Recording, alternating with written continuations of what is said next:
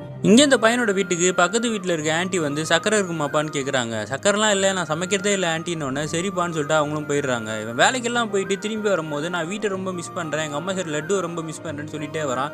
இந்த ஆன்ட்டி அதை கேட்டுட்டு என்னப்பா ஆச்சுன்னு கேட்டால் ஒன்றும் இல்லை ஆன்ட்டின்னு சொல்லிட்டு போயிடுறான். இவன் பால்கனியில் நின்று ஃபோன் பேசிகிட்டு இருக்கும்போது அவனோட ஹெட்ஃபோன் சரியாக ஒர்க் ஆகல. இந்த ஆன்ட்டி அதை பார்த்துட்டு இருக்காங்க. ஒரு நாள் இவன் வேலைக்கு கிளம்பும் போது அந்த ஆன்ட்டி வந்துட்டு சிலிண்டர் கொஞ்சம் மாட்டி விட்டியாப்பான்னு கேட்குறாங்க. எனக்கு வேலைக்கு டைம் ஆச்சுன்னு சொல்லிட்டு அங்கேருந்து போயிடுறான்.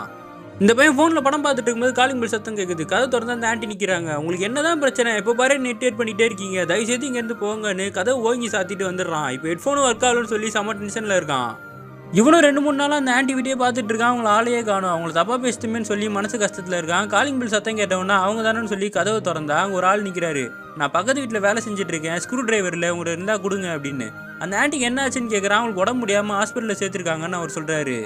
இவனு ஸ்க்ரூ டிரைவர் கொடுத்துட்டு அவர் கூடயே அந்த வீட்டில் போய் பார்க்குறாங்க. ஒரு ஃபோட்டோ இருக்குது. இது யாருன்னு அவர்கிட்ட கேட்டால் இது அந்த அம்மாவோட பையன், கொஞ்சம் வருஷத்துக்கு முன்னாடி தான் இறந்து போயிட்டாரு, பாவம் அதுலேருந்து அவங்க தனியாக தான் வாழ்ந்துட்டு இருக்காங்கன்னு சொன்ன உடனே இவன் அங்கே பார்க்குறான். அங்கே வந்து ஒரு கிஃப்ட்டும் பக்கத்துலேயே ஒரு டிஃபன் பாக்ஸும் இருக்குது.